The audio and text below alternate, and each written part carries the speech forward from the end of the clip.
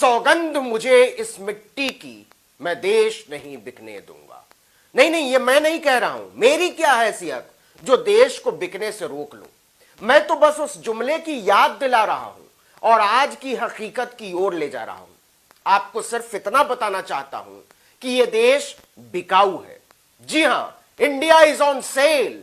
मोदी जी का नया नारा है, सौगंध मुझे दौलत वालों की, मैं देश नहीं बचने दूंगा। हर चीज बेच डालूंगा, कुछ नहीं छोड़ूंगा, सब अरबपतियों के हवाले कर दूंगा। दुनिया भर के अरबपति आए और 75 साल में खड़े हुए भारतीय स्वाभिमान को खरीद ले, वो भी कौड़ियों के भाव में। मोदी जी का अभियान है, लूट लो लूट लो लूट लो, रस्ते का माल सस्ते में, इससे सस्ता इंडिया नहीं मिलेगा नहीं मिलेगा नहीं मिलेगा। आप बताइए तो सही, क्या खरीदेंगे? रेल खरीदेंगे या तेल खरीदेंगे?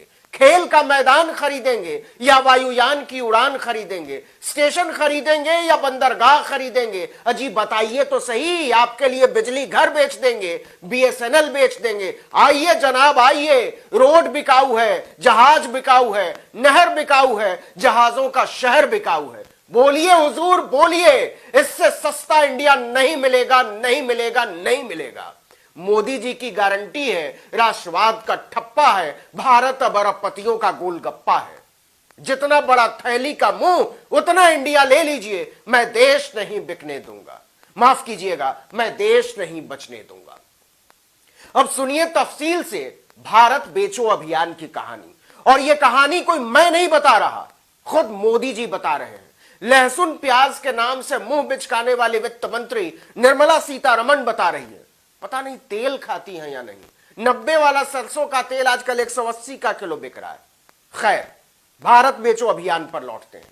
मोदी जी के इस पवित्र अभियान की लिस्ट बाकायदा सामने आ चुकी है। 6 मंत्रालयों ने बढ़ चढ़कर इसमें हिस्सा लिया है। हमसे नहीं संभल रहा है, बेच दो। अच्छा, ऐसा भी नहीं है कि देश की संपत्ति देश के लोगों को ही बेची जाएगी ना। अमेरिका वाला भी खरीद सकता है और चीन वाला भी, जापान वाला भी खरीद सकता है और ईरान वाला भी। बस रुपया होना चाहिए और मोदी जी की कृपा होनी चाहिए।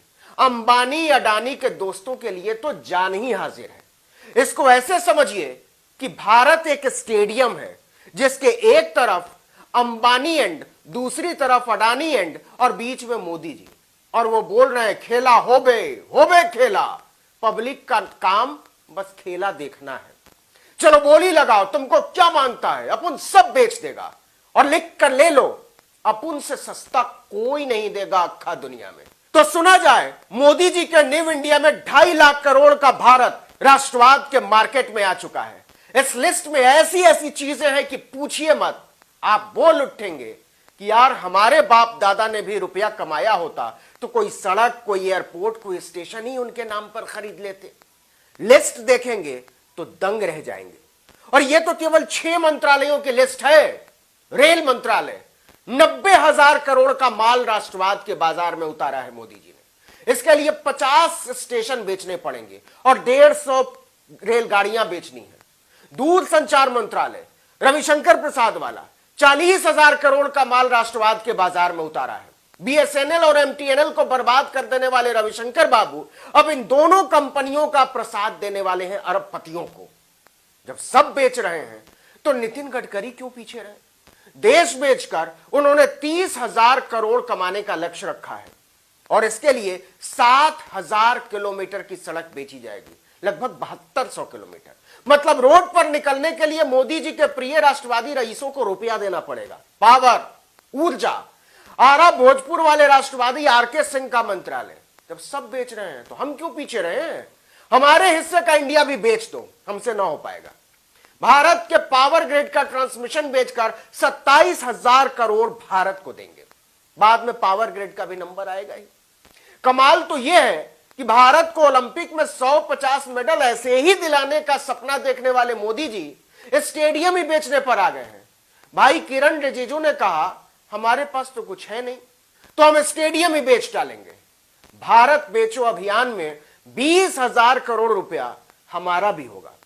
और सुनिए, इंडियन एक्सप्रेस अखबार ने लिखा है कि दिल्ली का मशहूर जवाहरलाल नेहरू स्टेडियम जिसमें कॉमनवेल्थ खेलों के सबसे ज्यादा आयोजन हुए थे, उस पर भी कंपनी का झंडा लगाने की तैयारी है।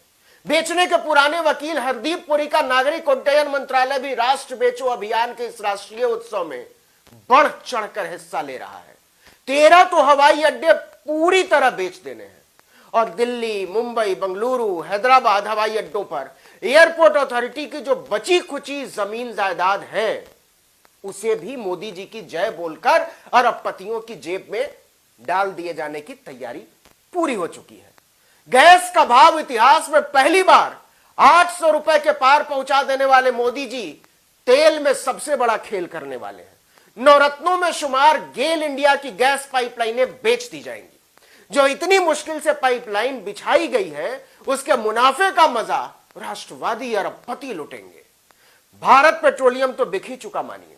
नई लिस्ट में इंडियन ऑयल और हिंदुस्तान पेट्रोलियम का भी नंबर आ गया है।